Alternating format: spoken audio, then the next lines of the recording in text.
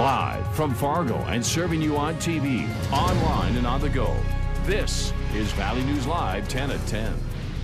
He keeps promising dates and stuff, and he never shows up. He's always got an excuse. I just don't know what to believe anymore. A warning tonight from a man who says he got ripped off by a contractor. The West Fargo man contacted our whistleblower hotline upset. He says he paid a down payment for some repair work on his home a month ago, and he has seen nothing done except for wood piled up in his yard. Valley News Team's Molly Casey spoke with the man who says enough's enough. I am frustrated. Timber, text messages, and an expanding timeline. That's all Kevin Tranby has to show for a contractor he hired a month ago.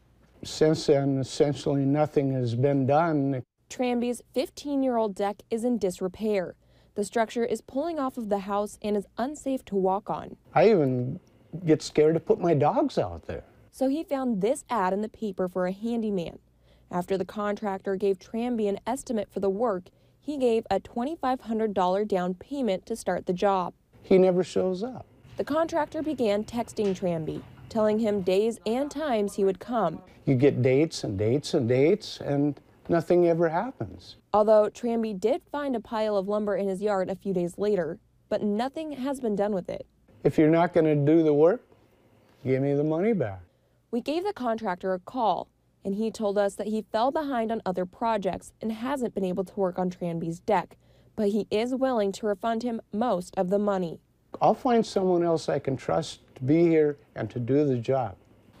From West Fargo, Molly Casey, Valley News Live. And we'll follow up with Tranby to see if he receives any refund from the contractor and, of course, let you know.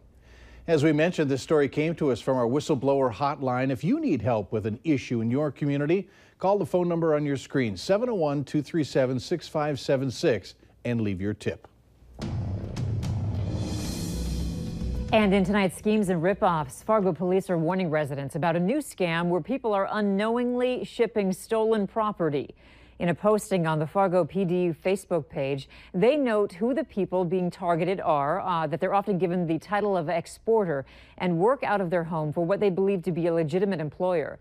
They then receive packages containing valuable items like high-end electronics or checks, then repackage them and ship them to an address outside of the country. The companies are often fake and the items are usually stolen. If you know about one of these schemes, there's a link on how to contact the FBI and FTC, and it's attached to this story at valleynewslive.com. A woman was expected to be okay after the vehicle she was driving collided with a semi in Monaga, Minnesota. It happened during the lunch hour on Highway 71. Investigators say the semi driver, 38-year-old Adam Buell of Grand Forks, was heading south when the vehicle driven by 34-year-old Ahmed Ali from Monaga pulled out in front of the semi, causing the crash. The semi driver was not hurt. We're learning more about a stalking case that we have been following for the past month. Several people have been posting on social media in hopes of catching a man who was reportedly following teenagers home in South Fargo. Tonight, police tell us they may have found him.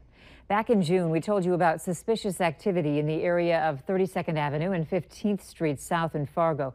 Multiple reports came in of a black man in his 20s or 30s who was following kids in a silver vehicle. And recent reports have come out sharing similar stories. Police say they have identified a man they believe to be involved in the case. They interviewed him and are recommending that charges be filed with the Cass County State's Attorney. Now, regarding that story earlier tonight, we mistakenly said that a woman featured in this story said that her children were followed by the suspect. They were, in fact, not followed. She only spoke with us as a concerned parent, and we at Valley News Live apologize for the error. A Vietnam veteran who recently underwent a liver transplant might be kicked out of his rental in Detroit Lakes. Brian Frazier tells us problems began immediately with the adjacent property's landlords when he moved into this home over 6 years ago, and that a neighbor dispute has allegedly led to those landlords, Jay and Beth Olness, calling the city to report Frazier's home was not legal. The city came in finding it was not up to code and that it violates their rental property ordinance. I mean, to me, it's my home. I've got sweat, blood. I've had plumbing work I've had to do. I mean, I've considered it my home for 6.5 years. So it basically either puts me on the street or forces me out of this area. I've lived in this town for over 50 years. Frazier says numerous people have offered to help fix his home, and he might be able to stay if he can prove it was a rental property prior to the city enacting their rental ordinance. We, of course, are in the midst of the summer, and with that comes bugs. Last week, we told you how West Nile virus was found in Cass County. Vector Control has been spraying for mosquitoes, but there are also plenty of products on the market that are supposed to eliminate those pests. In this week's Does It Work, Valley News Team's Ashley Bishop tests what's called the Zap Light, a bug-repellent light bulb. Summer nights, a time many people relax and also get bit by blood-sucking mosquitoes. Now you can get the bugs before they get you with the Zap Light. The Zap Light is a light bulb and bug zapper in one. The commercial and product says the bulb draws bugs in. Kills them on contact. So instead of being attracted to you, the bugs are attracted to the bright LED light. Then, zap. Leading to the death of the insect by electric shock by 2,000 volts. We tested the product with mosquito expert and Vector Control director Ben Prather. You might get some, but most likely not very many. We opened the product, which revealed a larger than typical light bulb, and read the instructions.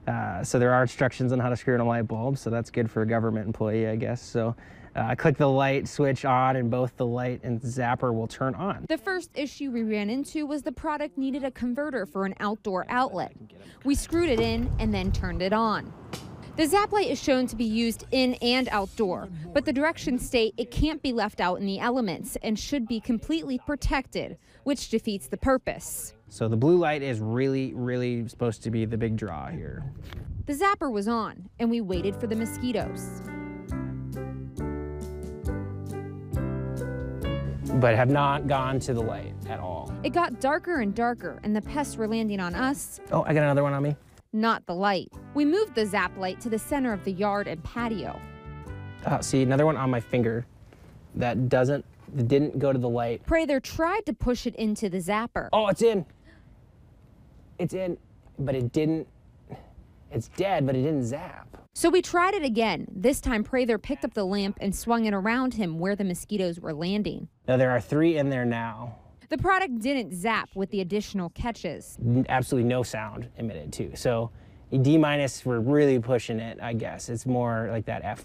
Prather recommends people use outdoor foggers that cost less than $10 instead of the $20 Zap Light. It's really doing a poor job. It does kill things if, you're willing to lightsaber around and look kind of silly in your backyard. In Fargo, Ashley Bishop, Valley News Live. Nice job. Ben Prather tells us that the bug zappers do kill insects, but oftentimes not the ones you want, like mosquitoes. He offers other tips to help people fight the mosquitoes. Keep your grass and bushes trimmed. Eliminate standing water to cut down on breeding grounds and habitat. Don't waste money on citronella candles. Instead, use mosquito-repelling plants like lavender. Also, the best way is use a box fan on nights with low winds. Prather adds that any breeze makes it difficult for the bugs to fly.